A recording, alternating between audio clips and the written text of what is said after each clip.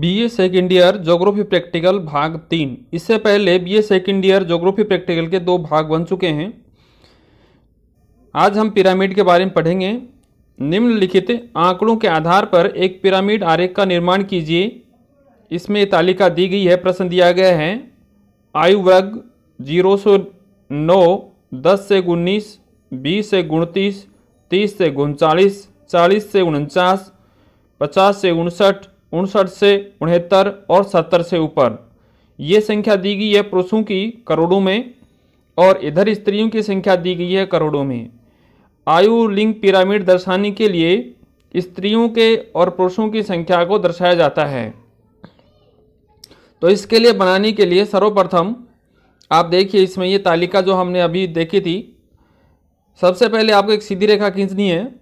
इस रेखा पर आपको 2 खड़ी ऊर्ध्वाधर रेखाएं खींचनी है।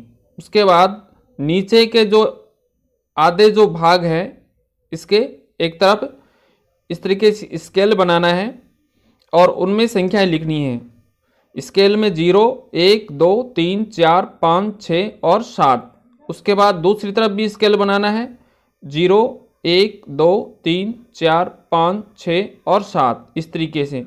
तो एक में तो हम दर्शाएंगे पुरुषों के बारे में और एक में दर्शाएंगे स्त्रियों के बारे में। यहाँ अधिकतम संख्या 6.8 दी गई है, तो हमने यहाँ पर अधिकतम संख्या 7 रखी है। तो सबसे पहले आप इसको बनाने के लिए एक इस तरीके से आयताकार आकृति का निर्माण करेंगे। इसमें देखिए, इसमें जो संख्या दी गई है 0 से 9 वर्ष तक के लोग 6.8 करोड़ पुरुष और 6.4 करोड़ महिलाएं हैं। ये दी गई यहाँ पर देखिए इस तरीके से 0.9। तो इसमें आप 6.8 जो स्केल दिया गया है, इस स्केल में आप 6.8 तक यहाँ संख्या लिखेंगे और इधर इस तरीके से 10 से 19 वर्ष के 5 करोड़ पुरुष हैं और 4.5 स्त्रियां हैं। इसी प्रकार से 20 से 29 वर्ष तक 4.1 करोड़ पुरुष और 4.0 स्त्रियां हैं।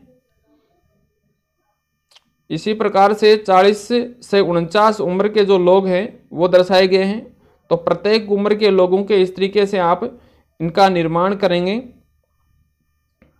और अंत में स्त्री और पुरुष लिखेंगे। तो इसके हमेशा याद रखना है, ये जो इसका बायां हिस्सा है इधर स्त्रियां दर्शाई जाती हैं, इधर जो दायां हिस्सा है इधर पुरुष दर्शाए जाते हैं। तो यहाँ जो स्केल दिया गया है, ये स्केल के आधार पर इसका निर्माण करना है। इस तरीके से ऊपर लिख देंगे पिरामिड आरेख। जनसंख्या पिरामिड स्त्री पुरुषों को दर्शाने के लिए होता है। इसके बाद वर्त आरेख। इसके बाद अगला प्रश्न आता है वर्त आरेख का। भारत में खाद्यान्नों का उत्पादन। तो इसके लिए अपने पास में दिया गया है, प्रश्न दिया है अनाजों का उत्पादन, जिसमें चावल, गेहूं, ज्वार, बाजरा और अंत में यहाँ पर उत्पादन मिलियन टन में दिया गया है। तो चावल का उत्पादन 60 मिलियन टन, गेहूं का 41 मिलियन टन, ज्वार का 19.5 मिलियन टन, मक्का 9 मिलियन टन, बाजरा 7.5 मिलियन टन। और अंत में हम इसका योग कर लेते हैं। वर्त आरेख बनाने के लिए इन आंकड़ों का सबका कर लेंगे योग करने के बाद वर्त आरेख में इन को कोणों के माध्यम से दर्शाना है। तो कोणों को दर्शाने के लिए आप इनको अंशों का निर्माण करेंगे। तो इसके लिए आपको करना क्या है, जो भी उत्पादन दिया गया है गुणा 360 बटा में योग, आंकड़ों का योग। तो देखिए यहाँ पर चावल को उत्पादन के लिए कितने डिग्री का कोण बनेगा। तो चावल के उत्पादन के लिए आपने यहाँ लिखा 60 गुणा 360 भाग दिया 137। तो 137 जो ये संख्याएं उत्पादन मिलियन टन है, इन सब का योग बनता है 137। तो 137 का आप इसमें भाग देंगे तो अपने पास में 157.67 डिग्री कोण आ जाता है। इसी प्रकार से गेहूं का उत्पादन करने के लिए, गेहूं के उत्पादन का कोण दर्शाने के लिए 41 गुणा 360 बटा में 137 और अपने पास में आ जाएगा 107.73 डिग्री। इसी प्रकार से ज्वार को उत्पादन करने के लिए 19.5 तो 19.5 को गुणा करना है 360 में और 137 का भाग देना है। ये 360 दिया हुआ है प्रत्येक के अंदर, ये एक वृत्त में 360 डिग्रियां होती हैं और 137 जो दिया गया है ये उत्पादन का योग दिया गया है।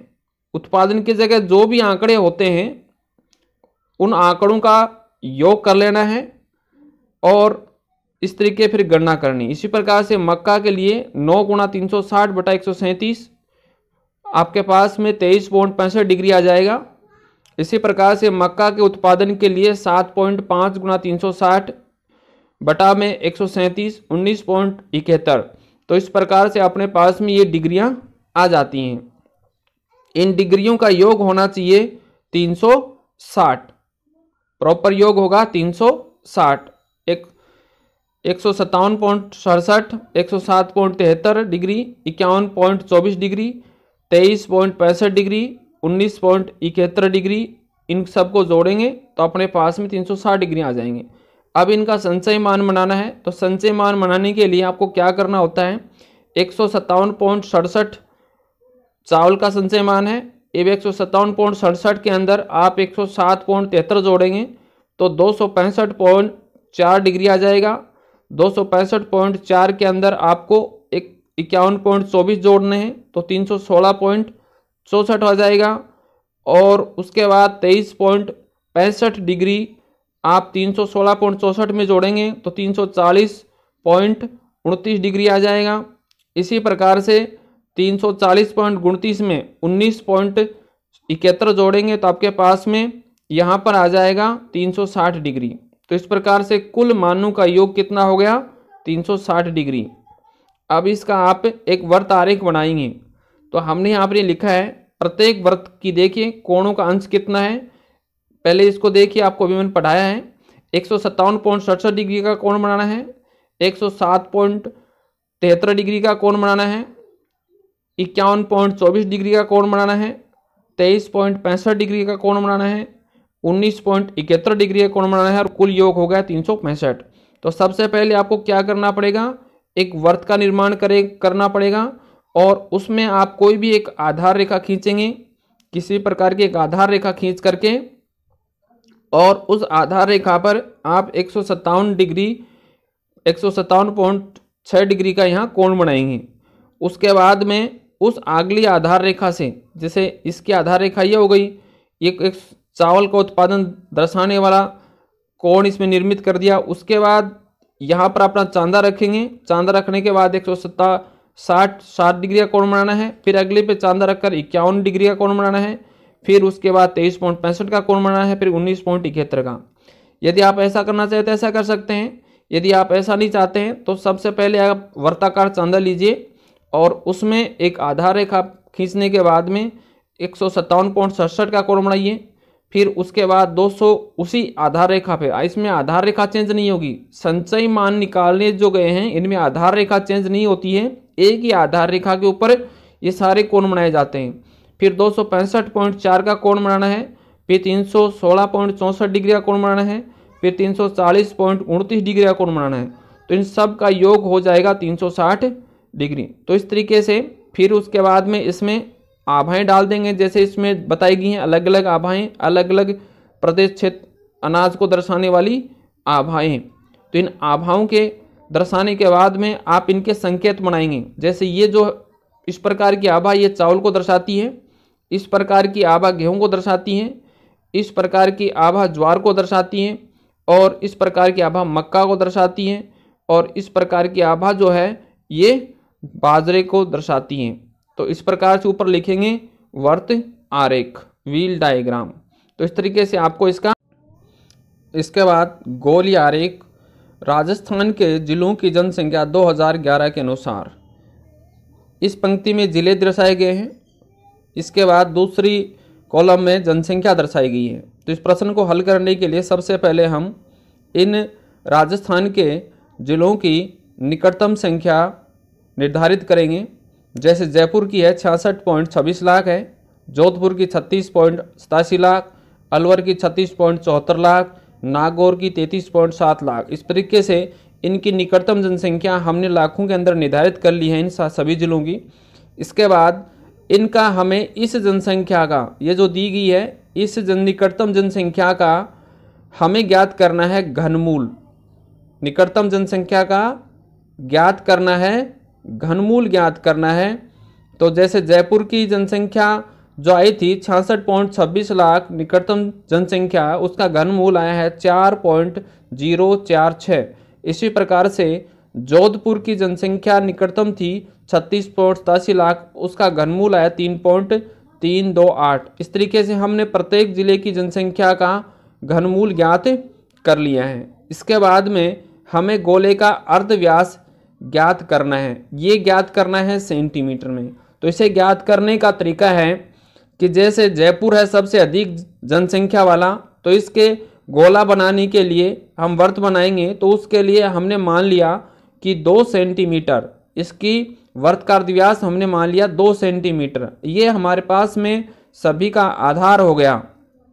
इसके बाद जोधपुर का अर्धव्यास, गोले का अर्धव्यास ज्ञात करने के लिए हम क्या करेंगे, ये जो घनमूल लिखा हुआ है 3.328 से 2 से गुणा कर देंगे, और इसकी जो अधिकतम जनसंख्या है जिसका हमने मान ज्ञात किया है, जो सेंटीमीटर माने गए हैं, उसका घनमूल का इसमें भाग दे देंगे। यानी कि जोधपुर की जनसंख्या के घनमूल में जयपुर की जनसंख्या के घनमूल का भाग देंगे और अंत में 2 से गुणा कर देंगे। तो अपने पास में आ जाएगा सेंटीमीटर के अंदर 1.64 सेंटीमीटर का अर्धव्यास आ जाएगा। इसी तरीके से अलवर के लिए अपने पास में घनमूल है 3.324। तो 3.324 गुणा 2 भाग दे देंगे जयपुर की जनसंख्या के घनमूल का। ये जयपुर की जनसंख्या घनमूल है 4.046 का भाग देंगे, तो अपने पास में यह आ जाएगा 1.643 सेंटीमीटर। तो आप देख रहे हैं कि प्रत्येक जनसंख्या में जो घनमूल हमने प्राप्त किए हैं, उन घनमूल के अंदर 2 से तो मल्टीप्लाई करना है, और 2 से मल्टीप्लाई करने के बाद में जयपुर की जनसंख्या के घनमूल का प्रत्येक में भाग देना है। तो हमारे पास में इस तरीके से ये 1.64 सेंटीमीटर, 1.6 सेंटीमीटर, 1.5 सेंटीमीटर, 1.5, 1.4, 1.4, 1.4 सेंटीमीटर अपने पास में आ जाएंगे। तो ये गोलीय आरेख, इतनी गणना करने के बाद आपको गोलीय आरेख का निर्माण करना है। तो देखिए हमने यहाँ पर गोले का अर्धव्यास सेंटीमीटर में लिखा है। जयपुर का माना था हमने 2.0 सेंटीमीटर। उसके बाद में प्रत्येक की यहाँ पर गणना निर्धारित करके हमने लिख लिया है। अब देखिए सबसे पहले हमें इस तरीके का एक गोला बनाना है जो ग्लोब के समान होगा।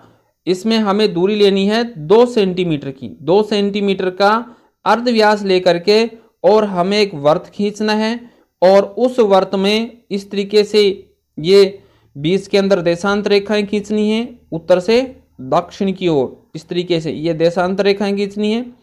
उसी प्रकार से इसमें प्रत्येक देशांतर रेखाएं दर्शाएंगे। उसके बाद इधर पूरब से पश्चिम की ओर जाने वाली अक्षांश रेखाएं दर्शानी है। इस तरीके से ये अक्षांश रेखाएं आप दर्शाएंगे प्रत्येक। इस तरीके से बढ़िया सुंदर ढंग से आप हाथ से, या इसमें प्रकार की आवश्यकता पड़ेगी और प्रकार की सहायता के द्वारा आप इसमें इस गोलीय आरेख का निर्माण करेंगे। इसके बाद में ये जयपुर का हो गया, जिसका अर्धव्यास कितना था 2 सेंटीमीटर। इसके बाद यहाँ लिख देंगे जयपुर। इसके बाद आता है नेक्स्ट। तो फिर हम नेक्स्ट के अंदर लेंगे 1.6 सेंटीमीटर की दूरी लेंगे प्रकार में, और एक वर्त बनाएंगे, और इस वर्त बनाने के बाद में उत्तर से दक्षिण में डालने वाली देशांतर रेखाएं खींचेंगे, जैसा इसके अंदर दर्शाई गई है। इस तरीके से ये देशांतर रेखाएं आपको खींचनी है।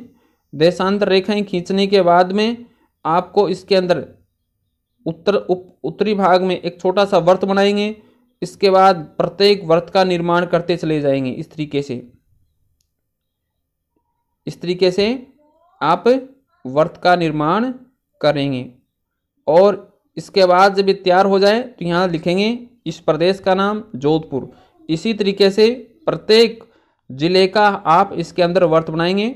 अलवर का 1.5 नागौर का 1.5, ये फिर इस तरीके से नेक्स्ट उदयपुर का वर्त बनाएंगे, सीकर, बाड़मेर और अजमेर। इस तरीके से हम इसका निर्माण कर देंगे। ऊपर लिख देंगे गोलीय आरेख।